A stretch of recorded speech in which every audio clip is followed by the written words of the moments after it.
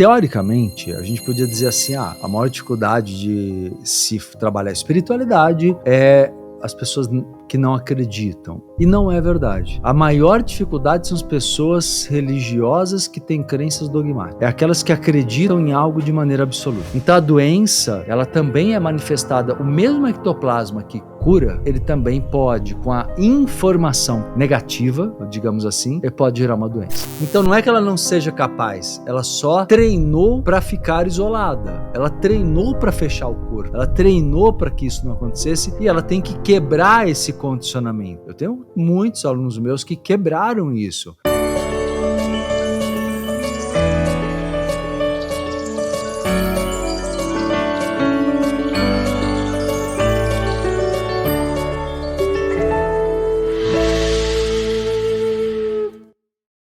Seja bem-vindo a mais uma edição do programa Consciência Próxima, programa de entrevista. Me diz, estão gostando desses programas agora em estreia, gravados? E já recomendo vocês que, olha, o convidado está aqui de novo.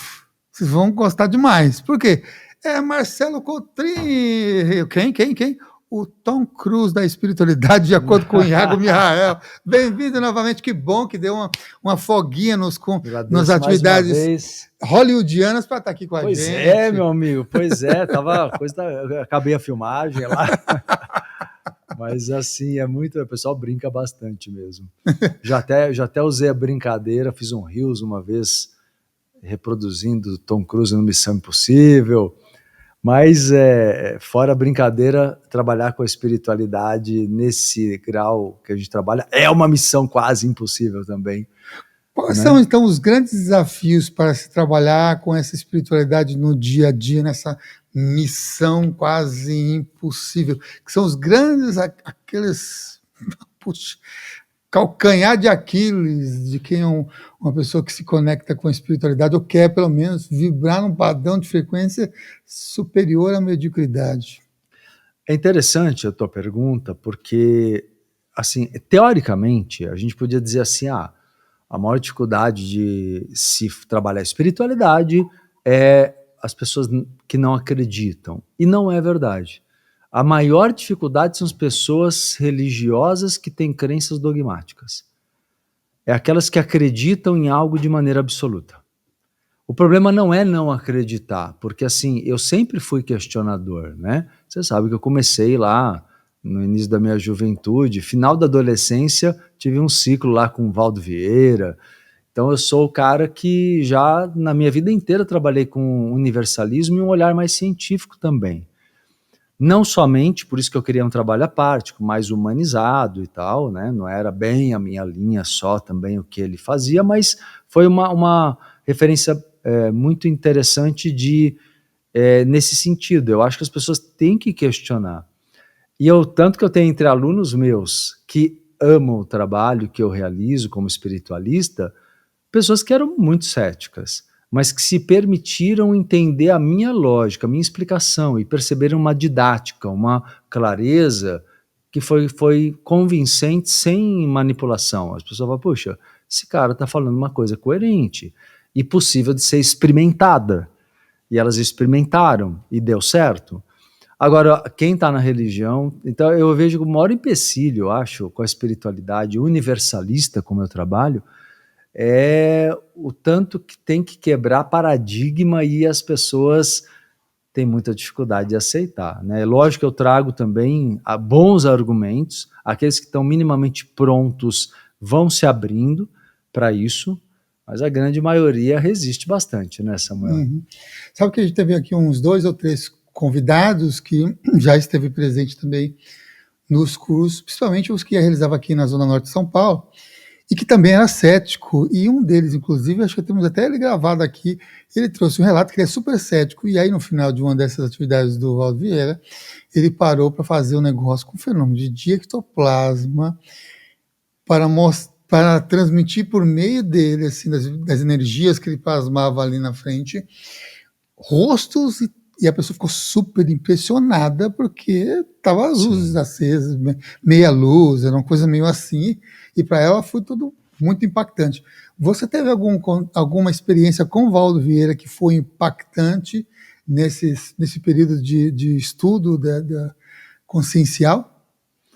Puxa, Samuel, para mim não foi esse caminho. Eu achava a personalidade dele impactante no todo. Então, eu tive, dentro da minha busca, que eu desde garoto, desde criança, sou um buscador da espiritualidade, né? Isso é natural, eu sempre fui autodidata. E essa época, quando eu conheci o Valdo, eu falei, puxa, existe alguém que fala de uma forma da espiritualidade que é o que eu quero entender, que é aberta, que é universalista, que é científica. E ele fazia esses exercícios, tanto que a gente reproduzia como professores também. Até hoje eu faço alguns exercícios de clarividência, desde que a gente vê a mudança do rosto e tal, é muito impressionante mesmo para muita gente, mas nunca foi o que mais me impressionou, sinceramente, nele. O que mais impressionou para mim foram as ideias, o modo como ele plantava ideias que eram bem improváveis de serem aceitas, né? E abrindo os olhos das pessoas para uma realidade interdimensional, para uma realidade do contato com o amparo, do desdobramento da viagem astral consciente, a importância disso. Tem muita coisa interessante, mas para mim impactava mais isso. Eu aqui em São Paulo, o Valdo vinha uma vez por mês para cá. Aí eu ia no aeroporto de Congonhas pegá-lo e levava ele para o hotel, depois pegava ele do hotel ou para almoçar. Então eu tive um período lá que a gente pôde conviver mais próximo e ele era uma personalidade muito rica, né? Com experiências espirituais e também de uma vida inteira, né? Desde o período espírita dele, né? Então eu achava muito impressionante, mais isso do que outras coisas. Eu já tive muito aluno meu, milhares eu diria nesses anos todos, com relatos absurdamente impressionantes de efeitos físicos, né? Uhum.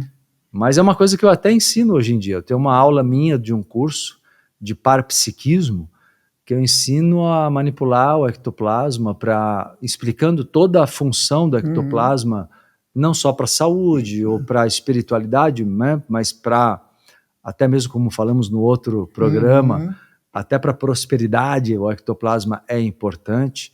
Então, na verdade, as pessoas podem treinar isso. Para quem está assim, não está tão acostumado, qual a relação que você traz, então? Lembra de assistir o episódio anterior, porque ele trouxe muito essa relação da manifestação, materialização dos seus sonhos verdadeiros, por meio do ectoplasma em si, ou utilizando do ectoplasma. Também tem a ver com o magnetismo, que a gente citou lá, que era a mente magnética naquele episódio, né? O que são bioenergias? Para trazer uma clareza maior em relação a isso, né? E essa relação também com o ectoplasma no quesito saúde, doenças e saúde. O que você pode falar dessas questões das relações das bioenergias, o ectoplasma e processos desafiantes que são as doenças e a saúde? Perfeito. O ectoplasma, vamos lá, as bioenergias primeiro, para chegar no ectoplasma e falar de saúde também. As bioenergias, como o próprio nome diz, é uma energia vital.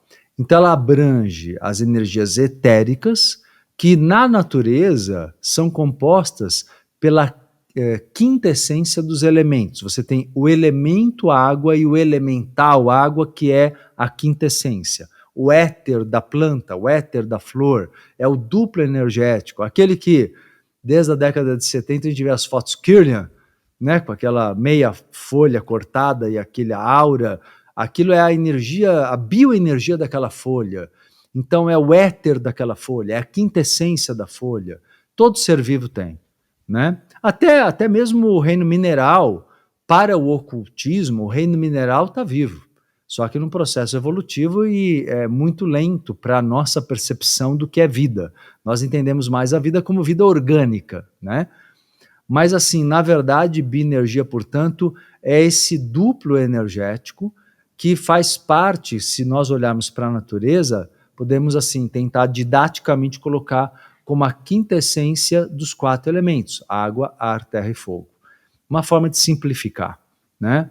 Então, só que essa energia, ela acumula matéria no corpo físico e a mistura da energia etérica com a energia orgânica gera o ectoplasma. A mistura dessas duas energias gera ectoplasma, que já foi até estudado, né? Sabe-se que tem água, gordura, elementos do corpo no ectoplasma. Então, o ectoplasma é uma energia mesclada dessas duas frequências densas. O que muita gente não sabe, Samuel, é que o corpo energético nosso, ou o corpo etérico, essa energia vital, ela corresponde ao quarto estado da matéria. A gente aprende na escola que a matéria existe no estado sólido, líquido e gasoso, mas na verdade é sólido, líquido, gasoso e etérico. O ocultismo estuda isso e ensina dessa maneira desde sempre. Então, a energia, tanto que quando reencarnamos, ganhamos um corpo etérico primeiro para depois ganhar o físico. Porque o corpo etérico mantém a ligação, intermedia o físico com o astral, mantendo a pessoa encarnada. Então, o corpo etérico, para nós, a bioenergias é essa concentração de forças vitais no nosso corpo ou na natureza de uma maneira geral, né, imanente ali. Uhum. E quanto à saúde, né, vamos lá, só para tentei ser bem claro aí quanto às energias e o ectoplasma também, mas quanto à saúde, o que é interessante, eu acho, falar é o seguinte: primeiro, doenças são resultado de desequilíbrios emocionais, é a psicossomatização. Então não existe nenhuma doença, por mais que ela tenha um componente físico, genético, qualquer coisa nesse sentido, sempre há lá no fundo por trás uma emoção que desencadeou aquilo. Sempre há. Porque, por exemplo, mesmo a genética pode ser ativada, um gene pode ser ativado ou desativado. O gene não é um resultado absoluto, né? É uma probabilidade, não um resultado absoluto. Eu costumo dizer que o gene ele faz parte, no olhar da espiritualidade, a genética, ela fala sobre egrégora do inconsciente familiar. Então, é um padrão emocional do inconsciente familiar impresso na genética, como uma tendência que pode ser quebrada por um salto quântico, né, por uma mudança total de vida. Então, o que é importante as pessoas entenderem é energia ela pode estar saudável ou doentia. Por exemplo, uma pessoa que tenha padrões de rancor, ela pode concentrar o ectoplasma de maneira doentio, porque o que é um câncer? Só para dar um exemplo bem clássico que acho que vai dar para as pessoas entenderem. O câncer é quando multiplicam-se determinadas células onde elas não deveriam existir.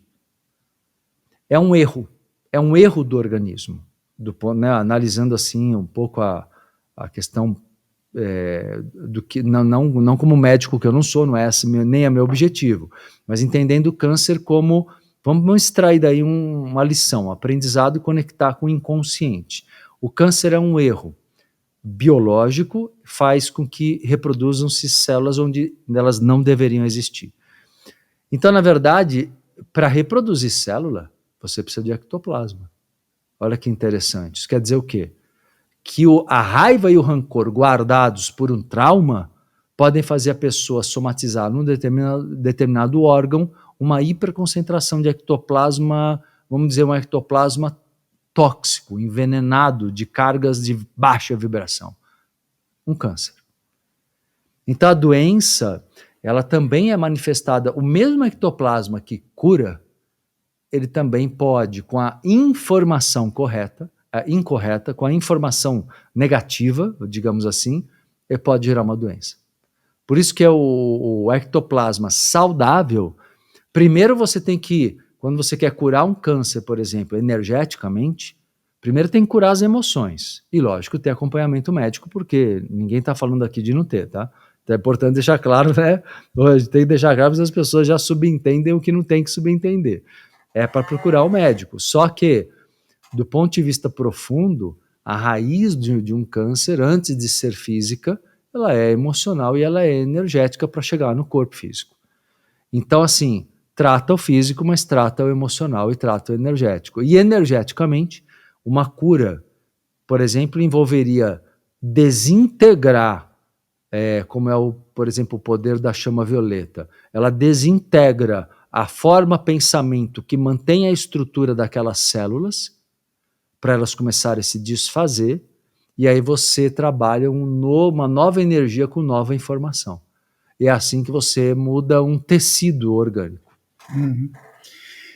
Quando você fala de chama violeta, você está trazendo numa perspectiva de visualização, né? Ou outro tipo de perspectiva com a prática em si. E o que você pode trazer para as pessoas que têm dificuldade em visualizar?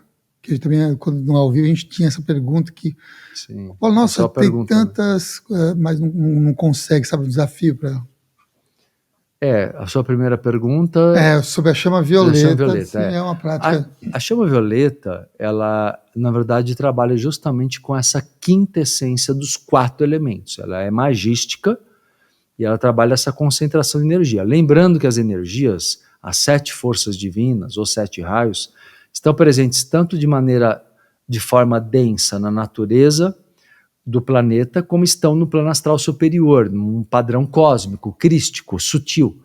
Então você pode captar direto do plano sutil, ou você pode captar de uma maneira mais densa, mas é a mesma fatia divina, que é o raio da transformação, da evolução, da transmutação, que é o raio violeta. Então, a ideia é captar essa energia, né, e canalizar essa energia para algo que seja, o objetivo seja... A gente fala muito que a chama violeta é um acelerador kármico, né, Samuel? Por quê?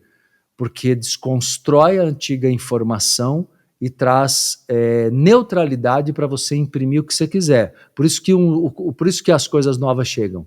Por isso que o karma acelera. Porque você desintegra aquelas âncoras do passado. Você quebra aquelas âncoras do passado, então você deslancha, entendeu? Agora, isso do ponto de vista você falou de quem tem dificuldade de visualizar. Me perguntam muito isso também, né? As pessoas querem, obviamente, fazer o exercício, e eu tenho várias meditações, as pessoas curtem muito, então o pessoal sempre pergunta. Primeira coisa, não conseguir visualizar normalmente está ligado a uma mente que bloqueou muito a intuição, bloqueou muito as emoções, o lado subjetivo, sensível e intuitivo. Então a pessoa que já não está no seu equilíbrio, ela precisa, no nível mesmo mais correto, ela teria que buscar a cura dessas emoções para liberar a capacidade. Por exemplo, quando a gente fala com uma pessoa, está sonhando acordado. Por quê? Porque ela se permite vagar, ela se permite sonhar, sentir quase como real que ainda não é. Quer dizer, tem gente que faz isso naturalmente até, porque ela tem uma grande liberdade intuitiva, uma grande liberdade criativa. E as pessoas que falam que têm dificuldade de ver é porque normalmente bloquearam muito a criatividade. Eu estou só explicando para elas entenderem o que acontece. Quer dizer, não é do nada e não é uma coisa sem solução. É uma coisa que tem solução indo na raiz do problema. Agora, de uma maneira mais imediata, se a pessoa fala, puxa, eu vou resolver isso, mas vai demandar um trabalho que é até terapêutico. Então, o que eu posso fazer de modo mais imediato para ir ajudando? As meditações, onde ela vai... a música ajuda, a voz, a meditação guiada, onde ela está sendo ajudada a visualizar as coisas. Eu falo sobre o que ela pode visualizar, deve visualizar naquele exercício. Mas para ir além disso, eu diria para a pessoa ir num vídeo do YouTube, ir na internet, buscar imagens semelhantes ao que o exercício propõe para ajudar. Mas eu acho que, acima de tudo, sabe o que eu vejo, Samuel? Tentando fechar um pouco o geral, a dificuldade de visualizar é muito mais coisa de pessoas que são mais racionais, controladoras. Elas querem tanto controlar o processo que, quando alguém está orientando, algo está vindo de fora, elas não se permitem. Entende? Você falou do raio, né? Falou do raio como uma essência, uma fatia da divindade. Então, eu vou trazer aqui uma pergunta que eu sei que você tem, inclusive, material de curso para as duas. Que é assim, como que os 7 raios, eles se conectam com as energias dos orixás? Poxa, esse é parte do meu trabalho de uma maneira muito forte. Eu sempre quis mostrar o universalismo. E aí eu percebi uma coisa que eu considero um engano de muita gente bem intencionada até, que entende o universalismo como união de religiões. Eu não vejo isso como universalismo. Eu acho que a união de religiões, ou de religiosos de várias religiões, é, na melhor das hipóteses, uma proposta de boa convivência, uma proposta apaziguadora. Ou seja, os religiosos de várias religiões se encontraram. Ok, eles estão... Que bom, não estão guerreando como em outros países. Melhor assim. Mas, na verdade, isso não é universalismo. Universalismo, porque a religião não permite o universalismo. O verdadeiro universalismo, ele é você estudar o todo. Então, as várias dimensões, as várias encarnações, as entidades de todas as dimensões. O universalismo é esse todo, é o todo, que é difícil abarcar, né? Então eu vejo... Deixa eu voltar à tua pergunta, ver se eu estou respondendo. Sim, é que você está fazendo uma introdução ligado ao universalismo, porque a pergunta é sobre como é que se relacionam os 7 raios com os orixás. Perfeito, tá, mas é sobre isso mesmo. Então assim, quando eu falo dos orixás com os raios é uma linguagem que é da teosofia, mas que eu acho legal o fato de que ela não relaciona aquelas qualidades, é a única visão que não relaciona nenhuma imagem humanizada, mitológica, nenhum mito. Então eu trago a teosofia por causa disso, e eu adotei uma mitologia, que é a mitologia africana, porque é a mais importante no Brasil, e é belíssima.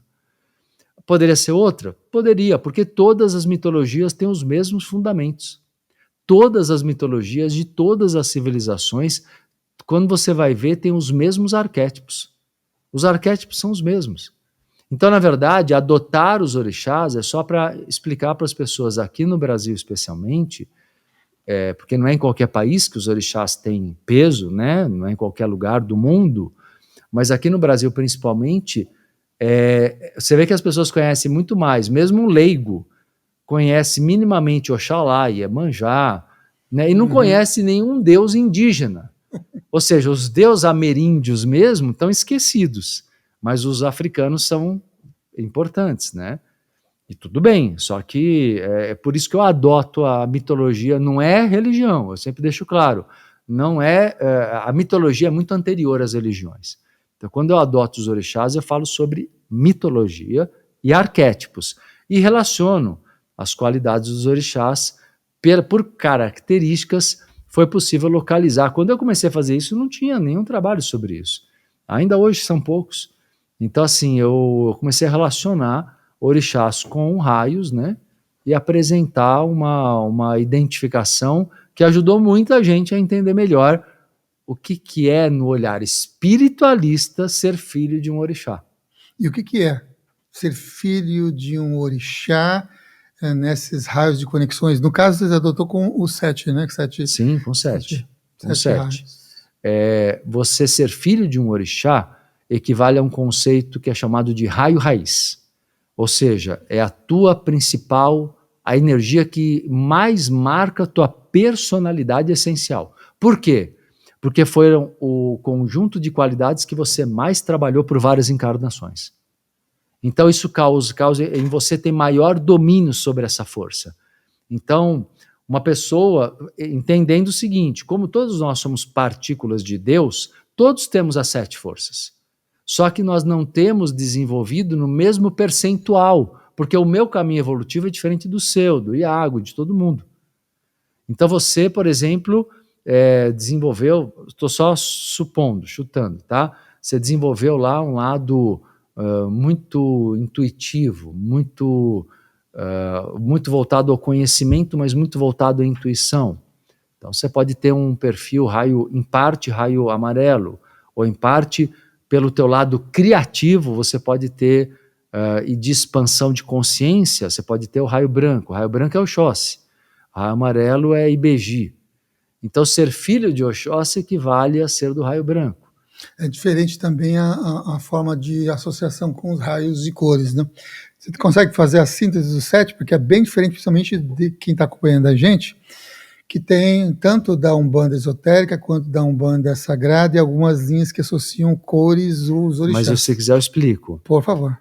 O que acontece na Umbanda e mesmo no Candomblé é que eles seguem as cores da tradição africana. E as cores da tradição africana têm um porquê também, que é a natureza. Então você tem, Xangô é marrom porque as pedras, as pedreiras são marrons. Então assim, Oxum é dourado porque nos rios havia ouro dourado. Então, e o brilho da luz do sol quando bate sobre as águas do rio. Então, as cores dos orixás no Candomblé e na Umbanda são de raiz de tradição africana. E tem um porquê na natureza. Agora, as cores dos raios é frequência eletromagnética, é como um clarividente vê. Então, quando eu pego um orixá e eu relaciono, eu não estou relacionando a cor do orixá com o raio. Eu estou relacionando a qualidade daquela energia que tem aquela cor com a qualidade do arquétipo daquele orixá. Entendeu? Tem lógica. Uhum. Então, por exemplo, Ogum. Ogum é o orixá, vou pegar ele que é bem conhecido, acho que é o mais conhecido. Ogum é o orixá, eu posso falar dos 7, você pediu, eu falo rapidamente. Ogum é raio azul. Qualidades gerais: liderança, governo, força, coragem, independência, autonomia, autoridade. Tudo tem negativo também, tá? Tudo dá para ir para o lado negativo. Autoritarismo, a prepotência, tudo tem desequilíbrio também na personalidade. É raio azul. Todas as qualidades do raio azul são as qualidades de Ogum. Entende? Nesse caso até combina, que Ogum é apresentado muitas vezes com azul também. E às vezes com vermelho, né? Depende da vertente. Agora, por exemplo, Ibeji é amarelo. Ibeji raio amarelo. Mas Ibeji, na tradição mitológica, são duas crianças gêmeas, um menino e uma menina, que representa o princípio da vida e o princípio da intenção. As pessoas acham que tem a ver com Herê como criança. Não. Herê é um termo usado para falar de aprendizes. A criança é um arquétipo. A criança é o arquétipo do aprendiz. Então, na verdade, tanto na polaridade positiva, masculina, quanto feminina. Então, se você pegar na Umbanda, sei lá, você vai ver Ibeji colorido. Mas se você pegar o Ibeji na referência dos raios, a qualidade da busca do renascimento, da pureza do princípio das coisas, do entendimento do princípio das coisas é o raio amarelo, que busca a raiz das coisas, a verdade das coisas, o princípio das coisas, entende? Então assim, aí você tem Oxum, raio rosa, amor, união. Então Oxum ou Iemanjá, viu? Tanto faz. Tem pequenas diferenças de Oxum e Iemanjá, ambas raio rosa. Amor, união, tem a ver com prosperidade financeira. Depois o raio branco, que é o quarto. Eu estou seguindo a ordem dos 7 raios, tá? Não estou seguindo a ordem da Umbanda. Então tudo tem. Então assim, por exemplo, o quarto raio, que é o Xóssi, é o raio branco. Você vê que quando eu fui estudar lá atrás, Samuel, eu vi que não tinha coerência você falar que Oxóssi é da cura. Oxóssi é da cura na tradição africana, mas na frequência, né? Verdade e cura estão juntas, justiça e cura estão juntas. Eu já vou explicar. Então, Oxóssi, na verdade, é criatividade, é o mundo da diversidade, é o orixá aventureiro. Ele caça experiências, oportunidades, é o caçador. Então, na verdade, Oxóssi ele é muito mais... O perfil de uma pessoa, filho de Oxóssi, é criativo. No negativo, ele é dispersivo, porque ele pega toda hora uma intuição e se perde. É um típico TDAH, entendeu? Déficit de atenção. É um filho de Oxóssi, é um raio branco. Quinto raio, Xangô. Xangô é o raio verde. Por que Xangô é o raio verde? Porque ele não é... o que é justiça? Olha a palavra. Justiça é o ajuste com a essência. O que é cura? O ajuste com a essência. O que é justiça no nível filosófico profundo? Não no nível social, no nível filosófico profundo. Justiça é o ajustamento do eu inferior com o eu superior. Por isso que o Mestre Jesus Cristo fala, bem-aventurados aqueles que são perseguidos por causa de mim, né? E sofrem injustiças e tal. Porque, na verdade, ele fala, se você é perseguido, aí já é uma conversa aqui à parte, eu só estou dando um rápido exemplo, que é falar de Jesus Cristo aqui, mas assim, o que quer dizer é o seguinte, você está tão dentro do teu alinhamento com o teu eu superior, tão ajustado, que você não vai ser aceito. Porque a maior parte da humanidade não aceita uma pessoa que esteja na sua essência divina. Ela choca com os valores de padronização, de massificação da sociedade. Parece que a pessoa está provocando os outros. Então, se as pessoas têm muita raiva, um misto de raiva e inveja, e querer destruir e, ao mesmo tempo, invejar aqueles que são muito autônomos. Então, mas voltando, ser verdadeiro é você se curar. Por isso que a cura e a verdade estão no mesmo raio. Então não dá. Você entende? A lógica do arquétipo não bate com a tradição africana nesse ponto. Ou seja, as pessoas relacionam muito Oxóssi com cura porque ele é das matas. E aí na mata você tem ervas de cura, né? E você tem um outro orixá que trabalha as folhas, né? O saim, exato. Você domina isso, então. Mas aí é muito mais uma questão territorial, é mais da lenda, é mais das lendas do que do arquétipo. Então, mas você vê que tem uma coerência no que eu estou apresentando, não é aleatório, né? Aí trabalhamos lá, raio rubi. Aliás, eu apresentei isso no teu congresso. No Chamasconete. Eu falei sobre esse assunto. Olha, foi exatamente esse assunto que eu falei. Há 10 anos atrás. 10 anos atrás. Eu falei sobre esse assunto, agora que eu me lembrei. Que legal. E, por exemplo, o sexto raio é rubi, na teosofia, é o raio da fé. A fé, devoção, amor divino, e equivale ao Oxalá. Agora, lógico, a cor de Oxalá é branco, mas aí é tradição. Porque se relaciona ao Oxalá com os pássaros, com as nuvens, com a leveza, com a paz. Mas, na verdade, a qualidade de Oxalá e do raio rubi é a fé absoluta, é uma paz muito grande. Porque quem tem fé absoluta, confiança absoluta, está sereno. A dúvida gera medo, e o medo tira a sua paz. A paz é a ausência de medo, logo é uma fé absoluta. Então percebe que a fé e a paz estão no mesmo lugar, entendeu? Que é Oxalá. Se você é filho de Oxalá, tem muito cara de ser, essa energia, por exemplo, você tem uma postura, uma energia. Porque assim, tem o raio principal, que é o orixá do qual você é filho. Tem o raio de missão, que equivale nessa relação que eu estou fazendo, equivale ao orixá de frente. E tem o raio cíclico, que ocupa alguns anos da vida e muda, que ele equivale ao orixá padrinho Ojuntó. Então você tem aí equivalência da linguagem dos orixás, da mitologia dos orixás com os 7 raios. E por fim, o violeta, que é o raio da transformação, da transmutação, falei dele agora há pouco, e ele equivale ao Baluaê, ou Mulu, que é o ciclo da transformação para renovação de karmas, né? Purificação kármica, renovação de ciclos kármicos, é o domínio sobre a vida e a morte, que é mais ou menos o que eu estava falando da doença. Por exemplo, o câncer é a vida mal aplicada, porque você está tendo o nascimento de células onde elas não deveriam existir. A vida, nesse sentido, é um conceito mais profundo. A vida precisa ter fim, porque senão você pode ter um desequilíbrio. Entendeu? A vida, por exemplo, das tuas células, ela tem que ser delimitada, senão você pode ficar doente. Né? Pegando essa fala interessantíssima e também ligada à questão do número, né? Qual a importância do número 7, que se repete constantemente em diversas tradições?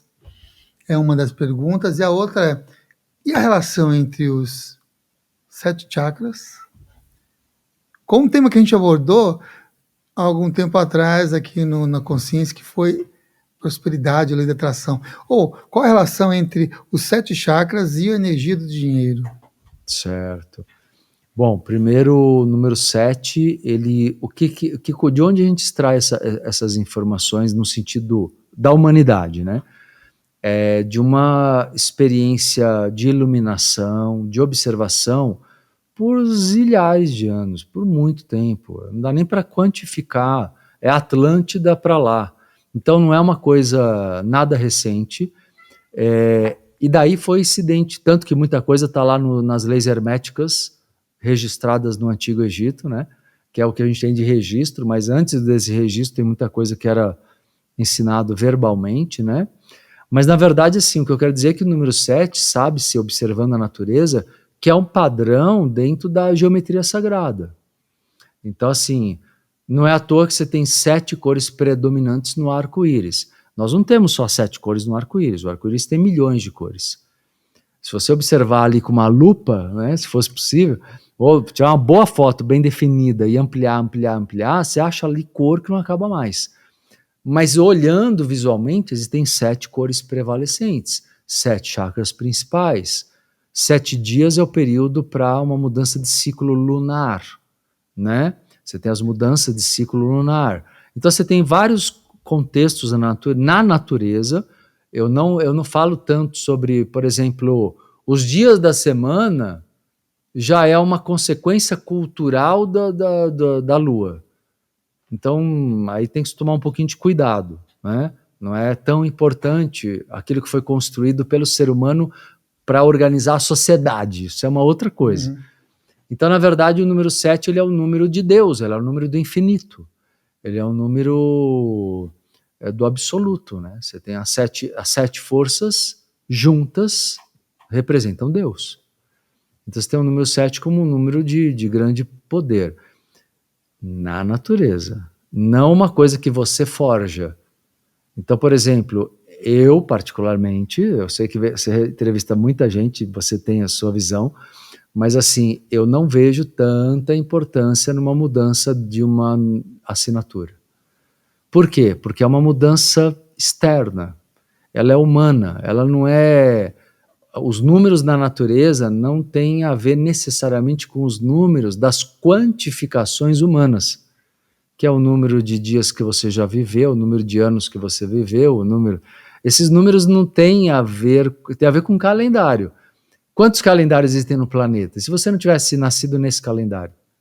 Você entende? Isso é bem relativo. Essa parte...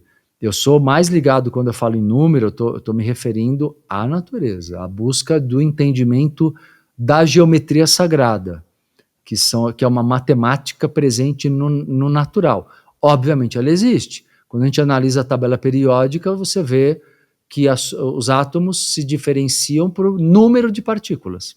Óbvio que os números estão ali, né? Na natureza do átomo. Uhum. Então, isso falando primeiro sobre o número 7. Sobre o chakra, você perguntou, né? Como que a prosperidade... Qual a relação, né, entre os chakras, o trabalho com as energias dos chakras, ou a expressão deste chakra, ou o bloqueio deste chakra com o dinheiro? Puxa, total, porque principalmente quando você fala dos chakras inferiores. Porque os chakras inferiores, eles estão ligados à nutrição da vida. Então, assim, você tem sim o chakra básico, que é o enraizamento, capta a energia da terra, o esplênico capta a energia da terra e do sol e circula pelo corpo. O umbilical, ele capta energia também solar e ele gera o poder da autoconfiança. E tudo isso gera a atração ou não do dinheiro, que é aquilo que falamos no outro programa, o dinheiro como uma energia de liberdade, de manifestação de quem você é no mundo. E sempre lembrando, né, Samuel, que estar com um chakra equilibrado ou não depende do equilíbrio emocional. Então não tem como você equilibrar um chakra sem cuidar das emoções, é paliativo. Porque você melhora a pessoa, ela se sente melhor naquele momento, mas ela não resolveu o problema. Ela precisa, para resolver o problema, resolver a raiz, e a raiz é emocional. Né? Então, sim, os chakras têm relação com todo tipo de prosperidade, inclusive o dinheiro, como uma energia de liberdade. Aliás, no outro programa eu falei da liberdade e não comentei que a mesma raiz da palavra liberdade é libido, que eu usei as duas palavras e não comentei isso. Então você nota como tem uma raiz profunda isso.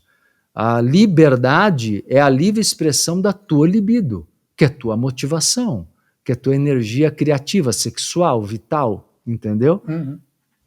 Bom, a gente colocou o tema como espiritualidade prática, e na prática o que as pessoas mais também buscam falar aqui nos comentários, quando se fala dessas questões de domínio das energias, é a questão de lidar com energias intrusas. Então, quais técnicas, o que você poderia compartilhar para ajudar as pessoas no processo de, que é uma das perguntas que é bem recorrente aqui, de autodefesa energética, que você tem ensinado para os seus alunos, notadamente quando se trata de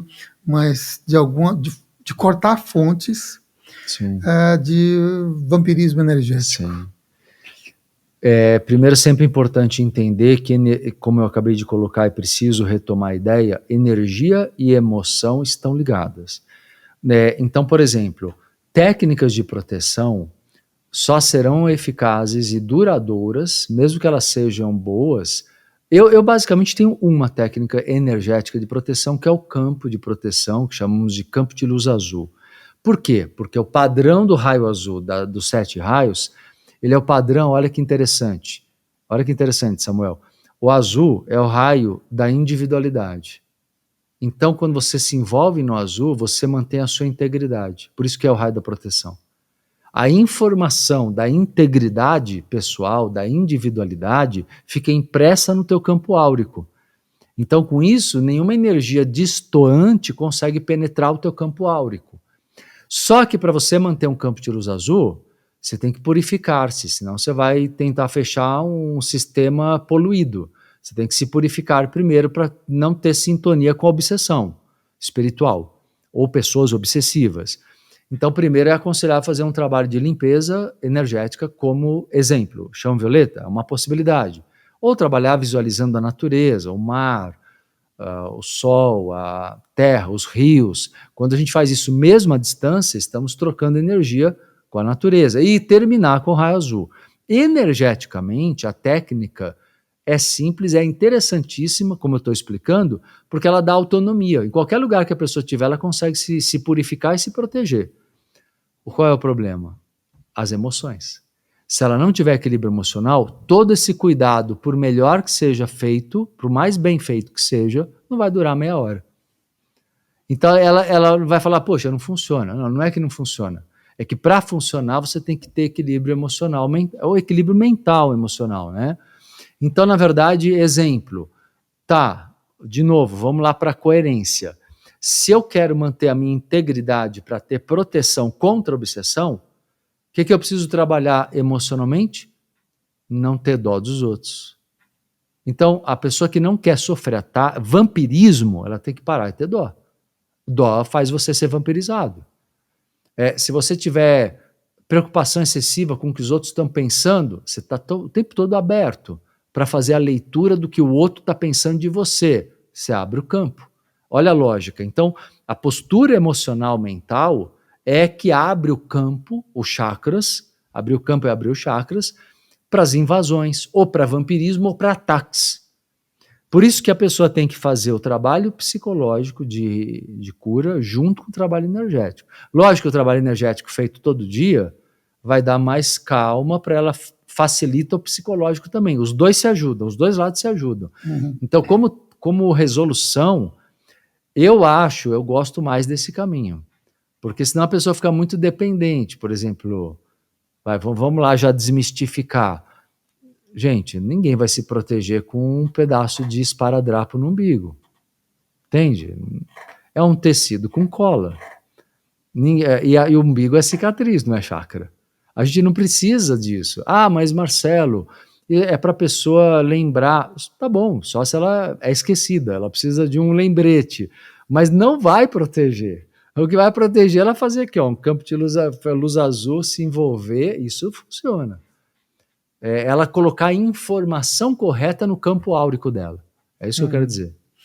Desses 7 raios que você trouxe, inclusive associado com os orixás, na visão da percepção bioenergética, nesses domínios da energia, e a gente começou falando, inclusive, dessa relação e com o Valdo Vieira, que é o desenvolvedor, né, da matéria em si, né, não desenvolvedor do processo, mas da matéria, projeciologia. Quais desses que seriam interessantes dessa fatia de energia divina, de conexão, para facilitar experiências fora do corpo? Olha, eu vou te colocar exemplos. Eu acho que os 7 fariam diferença. Porque, olha só, o azul, ele vai te dar autoconfiança, calma, porque você se protege, você tem mais serenidade para sair do corpo. O amarelo, vou um por um. O amarelo, ele te dá lucidez e ajuda na rememoração. Então, o exercício com o raio amarelo vai te ajudar muito. Eu indico muito para os meus alunos. Funciona muito. O raio rosa, ele vai te dar equilíbrio emocional. Obviamente, necessário para você ter estrutura do corpo astral, que é o corpo das emoções. O raio branco, ele é especialmente voltado, porque ele promove a abertura paranormal de um modo geral. Ele traz uma expansão de percepções. Então, ele ajuda muito na percepção do plano astral, do plano extrafísico, da presença das entidades, sabe? Melhora teu parapsiquismo demais. O raio verde, ele vai trazer a quebra das ilusões do plano espiritual, porque o raio verde é a luz da verdade.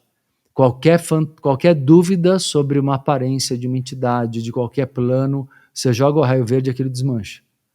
Então, é magia mesmo. O raio rubi vai trazer confiança na sua capacidade, fé na sua capacidade, fé na possibilidade, porque a gente sabe como a motivação está baseada na fé. E eu preciso da fé para poder persistir. E o raio violeta, obviamente, vai trazer purificação de chakras, melhorando o parapsiquismo e purificação energética para você não ir para o umbral, para você acessar colunas do astral superior. Então você viu que são as 7 forças que te ajudam. Não tem nem por que eu destacar uma só. Já que a gente está falando também de viagem astral, qual a diferença entre sonhos e viagens astrais e como é que a gente pode desvendar o poder do inconsciente, que a gente até abordou um pouquinho lá num episódio anterior, e as suas mensagens até premonitórias? Bom, primeiro, sonho e viagem astral. Sonho ele é totalmente simbólico, psicológico. Ele acontece até mesmo cientificamente falando, ele acontece no sono REM, que é o período que o corpo ainda se movimenta, os olhos se mexem, a pessoa está... O que é o sonho, para as pessoas entenderem? O sonho é uma forma natural de extravasarmos tensões psíquicas. Então, ele alivia as tensões, ou seja, eu acho que nós ficamos menos doentes porque sonhamos. Entende? E o sonho acaba, se você anota, ele se torna um material terapêutico, porque você entende questões reprimidas, desejos, medos, fobias, traumas. Então o sonho ele não é real, mas ele tem uma função interessante, psíquica, psicológica.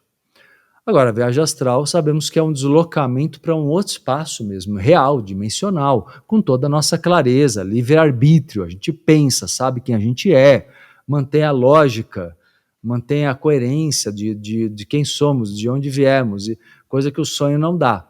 E, do ponto de vista científico, o corpo, durante a viagem astral, está em sono profundo. Ele não tem o movimento ocular, ele não tem as características do sonho. Que é o que os pesquisadores não entendem, né? Por como que a pessoa traz memória desse período, que antigamente se entendia que a pessoa estava inconsciente, ponto, né? Então a viagem astral ela é uma experiência concreta, no sentido que ela é real em outro plano. E muitas vezes é muito comum que a viagem astral meio que seja um ensaio da realidade que vai acontecer aqui. Então é muito comum você ter uma viagem astral, ou seja, tudo muito realista o que aconteceu à noite, as pessoas às vezes nem têm conhecimento, mas sabem que tiveram, entre aspas, um sonho muito real, que não é sonho, é viagem astral, e depois de um dia, 2, 3 acontece, porque é uma construção. Uhum. Para conectar, inclusive, com essa espiritualidade na prática que a gente está trazendo aqui hoje, e também com essas noções de uma espiritualidade universalista, como é que a viagem astral ela pode permitir que a pessoa possa se conectar, ou mesmo explorar, ou estudar, ou entrar em contato com a espiritualidade por conta própria, sem depender de intermédios e dogmas religiosos. Como que ela pode usar a espiritualidade sem Se depender ela de consegue, médiums? sem depender de intermédios. Sim. Sem depender, porque tanto na questão da viagem astral também tem algumas linhas de pensamento que vai falar que isso daí não é coisa divina, que isso aí é coisa do outro, ou de qualquer coisa que não é de luz, Sim, né? sim. Nessas conexões. Mas aqui a pergunta que me veio aqui foi Sim.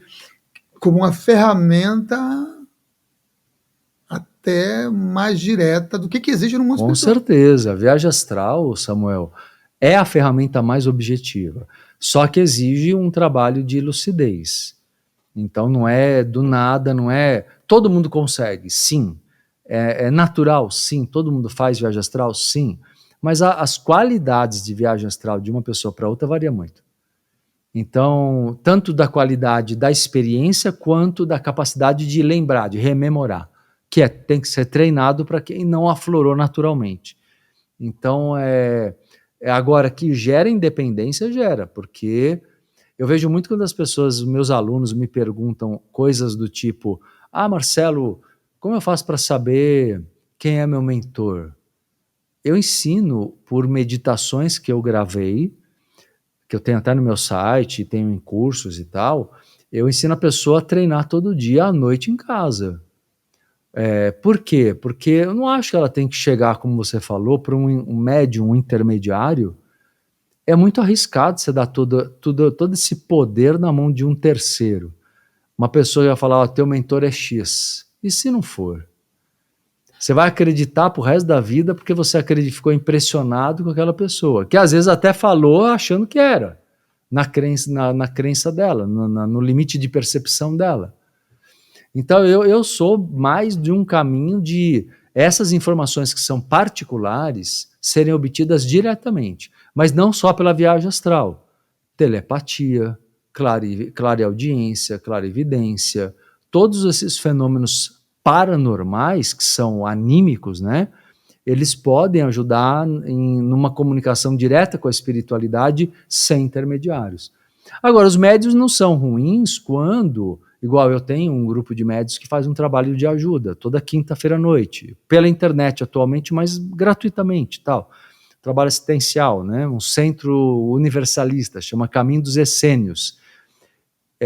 Mas o que eles fazem ali? Canalizam energia e toda semana eu explico, antes de começar o trabalho, qual é aquela frequência porque tem linhas de entidades conhecidas e outras que não são.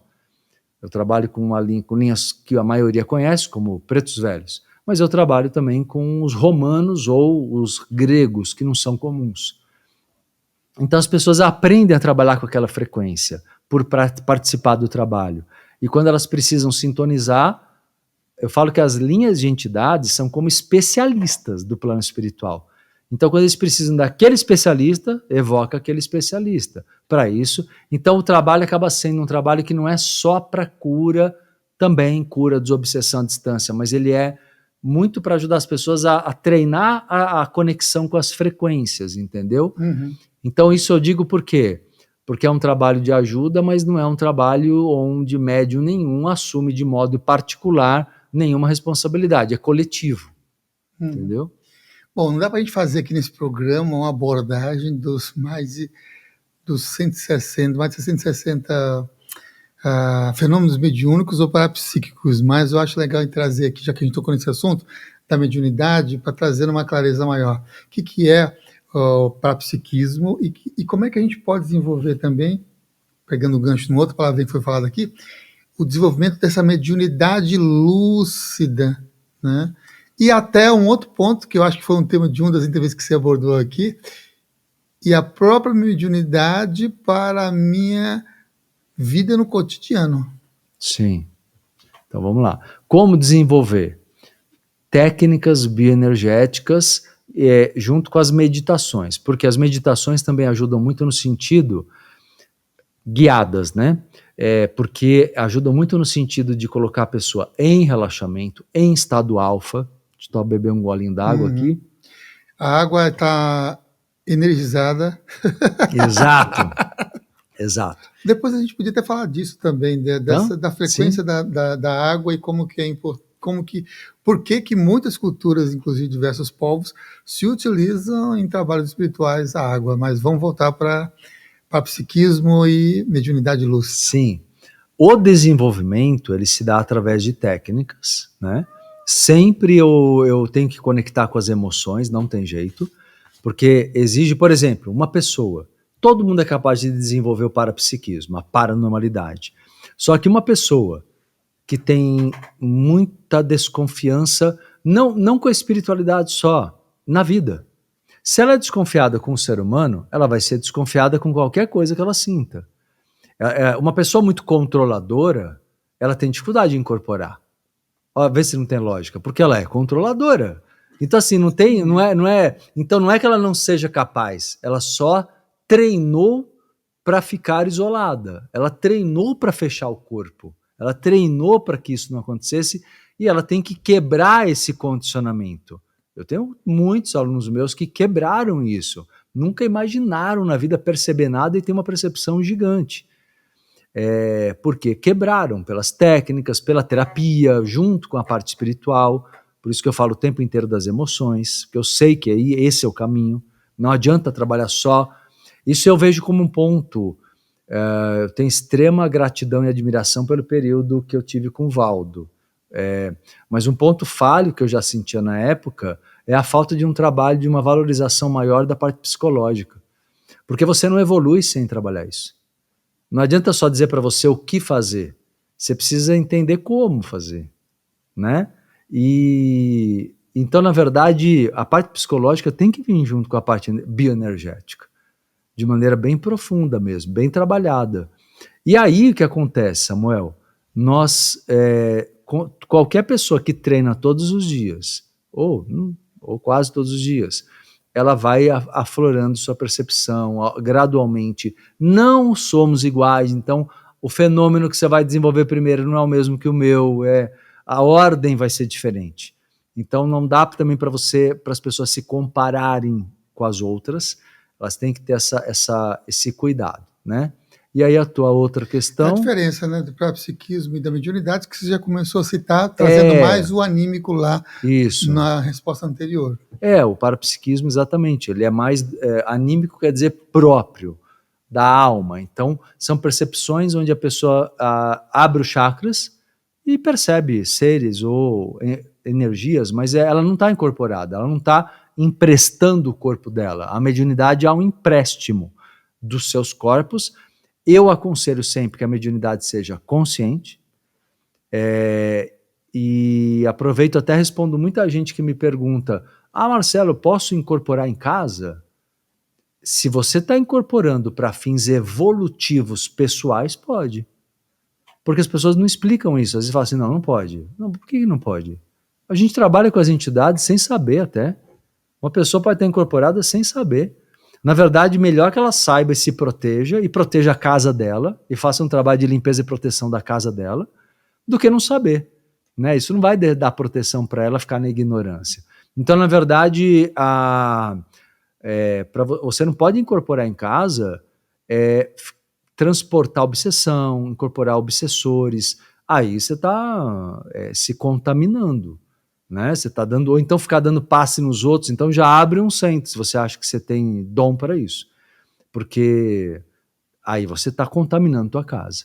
Mas se você trabalhar com os teus mentores, o teu mentor pessoal, é um contato evolutivo, positivo, não tem nenhum problema. No final você fecha o corpo, que é o campo de luz azul, tá tudo bem, entendeu? Então, na verdade, o parapsiquismo, a paranormalidade, ela abrange percepções por você e a mediunidade junto com um ser desencarnado. Maravilha. Bom, você já trouxe também a resposta da terceira parte da pergunta, que era a utilização da própria mediunidade ou poder parapsíquico no dia a dia, no cotidiano. E aí eu citei da água, de que várias tradições e muitas práticas espirituais... mas desculpa, antes de falar da água, deixa eu lembrar, essa questão da mediunidade no cotidiano, antes de mudar o assunto, ela tem importância também, é importante falar para as pessoas que ajuda no trabalho, ajuda na profissão, ajuda em muita coisa. Então não é só médium, as pessoas também têm que sair do condicionamento que médium é para trabalhar em centro. Não, você é médium como vendedor, como juiz, como advogado, como qualquer pessoa pode ter bons mentores do lado para que as relações profissionais sejam, primeiro, que você fique bem, trabalhe bem, não seja assediado, segundo, para que você tenha o desenvolvimento de dons, talentos e cumpra seu propósito evolutivo. Então, só queria complementar com isso, porque a mediunidade potencializa, através da ajuda do amparo, potencializa teus dons, teus talentos. Vamos para a água. Bom, sobre a água, você queria que eu falasse sobre o poder da água, né? Isso. Bom, a água, ela é interessante, né? Porque os elementos, a gente tem a falsa ideia de que eles estão separados, água, ar, terra e fogo, mas não estão. Por exemplo, aqui tem fogo. Porque se não tiver fogo, se eu extrair o fogo daqui, vira gelo isso aqui. O fogo é o calor que permite isso aqui não ser gelo, ser água. É que a gente fala do elemento como uma prevalecência, uma predominância de um estado, né? O ar, por exemplo, tem a umidade, que é água, né? O ar não é puramente ar. E daí vai. Então, os elementos também se interpenetram. E a água, ela é um elemento que é conectado especialmente na metafísica com as emoções. Independente do que a gente sabe sobre o poder de purificação, ou que a gente fala sobre o quanto a água já se comprovou, dependendo da vibração emocional, ela se transforma na sua propriedade, né, até mesmo geométrica das suas moléculas e tal. A gente sabe disso. Mas do ponto de vista da metafísica, a água simboliza o nosso corpo emocional. Então, na verdade, quando se você energiza uma água propositalmente, você pode potencializar o poder dela de trabalhar a cura emocional, que é a base da cura de qualquer doença. Por isso que a água é tão usada para ser fluidificada e, né, colocado aqui o remédio astral, o remédio espiritual. Isso é muito utilizado. Então, de fato, é uma maneira de facilitar, principalmente, Samuel, para quem não tem prática ainda em lidar com o subjetivo das energias. Então a água fica uma coisa mais concreta, eu estou vendo, eu vou sentir ela, eu vou beber a água. Então é uma coisa que tem muitos aspectos da água que acaba se tornando também um símbolo do remédio, né? do elixir, né? O elixir que cura, que dá vida longa, e daí vai. Maravilha. Passou voando, não passou não, Edmo? Diz aí. Não deu tempo nem de tomar uma taça de água completa. Pois é. Mas tá aqui, tá energizado. Tomar agora. Que ótimo. Se quer saber mais informações, conteúdos todos os dias, segunda, sexta-feira, meio-dia, ao vivo. Aqui, ó, Marcelo Cotrim Oficial, no Instagram, e também Marcelo Cotrim no YouTube. Todo dia, segunda, sexta-feira, ao meio-dia. O Ecotrim. Ecotrim, olha aí que beleza. O Marcelo, cada vez que vem aqui, vem com nome diferente, assim, de conexões, né? É que a palavra Ecotrim, lógico, é uma brincadeira com o meu nome, mas é no sentido de ecoar aquela mensagem, né? Sentido de conectar com a natureza também, né? Ser algo ecológico, porque a espiritualidade tem um aspecto ecológico, né? Forte. Então foi um jogo aí de palavra que virou um bom nome. Que legal. Tem muitos cursos também, vocês podem também acessar aqui, muita atividade, workshop, quase todo final de semana você vai ter um tema diferente. Se não me engano, acho que é de sábado, né? Que é normalmente os workshops. Sim, não tão frequentes ultimamente, porque eu estou com bastante curso, outras coisas, mas eu tenho feito, sim. Olha aí. Tenho feito. E para quem quer informações sobre o caminho dos decênios que você citou aqui, desse trabalho, ele é aberto, ele é fechado? Como é que as pessoas também, se elas podem também? Sim, podem sim. É um trabalho, ele precisa de inscrição, mas ele é gratuito. A inscrição é só um controle. Porque é uma sala virtual, então a gente faz isso por preservar mesmo o trabalho. Então, quem quiser participar, vai num outro perfil do Instagram, que chama @Projeto Pancosmia com K. Projeto Pancosmia. E dentro do @Projeto Pancosmia é o link da bio. 1 ou 2 dias antes é liberado ali o link para a pessoa se inscrever gratuitamente. E na quinta noite, 21h30, toda quinta, 21h30, começa o trabalho assistencial. @Pancósmica. @Projeto Pancosmia. Cósmia? Explica por que da escolha desse pancósmia. É uma palavra que vem do grego e representa algo que é integral, que é universal, que abrange tudo. Né? O pan quer dizer isso, né? O cosmo é de cosmos, é o cosmo inteiro ali. Uhum. E como, na verdade, o centro mesmo chama-se o Caminho dos Essênios. Uhum.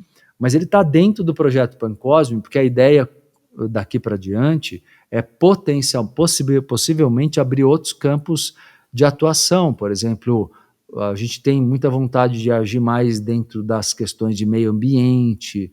Então o projeto Pancosmio está aberto para ser um guarda-chuva que abrange vários projetos da ONG, entende? Legal. E por falar do Caminho dos Essênios, a gente tem a ideia, inclusive, de trazer aqui o Marcelo para falar sobre a relação dos essênios, sobre a relação Rabi, Cristo e essas conexões ocultas, né, de Jesus. Então, essa é uma das próximas temáticas. Quero super agradecer a todos vocês que nos acompanharam. Olha, vai lá e se inscreva também no Clube Consciência, que é no WhatsApp, para receber aqui os avisos da TV, e também curta e compartilhe com outras pessoas, que isso ajuda bastante também a propagar esses conhecimentos. Agradeço muitíssimo, e como a gente sempre faz, pedimos aqui para o nosso convidado, depois desse agradecimento, para trazer uma mensagem de encerramento antes de subir aqui a vinheta.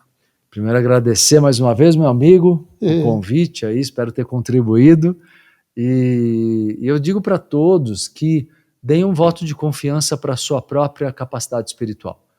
Porque não adie, priorize isso como você prioriza o cuidado com a saúde física. Porque a tua espiritualidade, ela é a natureza da tua existência. Mesmo que você não tenha ainda uma crença absoluta nisso, desconfie, dê uma oportunidade, porque esse voto de confiança vai valer tua encarnação. Aposte mais na espiritualidade, porque a espiritualidade séria, ela é questionadora, ela permite questões, ela permite você entender as coisas, ao contrário das religiões que trazem um enlatado, né? E a espiritualidade, claro que eu estou falando da séria, porque a gente sabe que em toda área tem coisas distorcidas, né? Tem que dar uma boa vasculhada para encontrar quem você se identifica, comigo, com quem, ou com Samuel, com quem você se identifica, e sabe que é uma pessoa que tem fundamento. Então eu queria deixar como mensagem isso: deem um voto de confiança para a sua espiritualidade, porque às vezes ela está ali te chamando, te evocando, e você não escuta esse chamado da alma, né?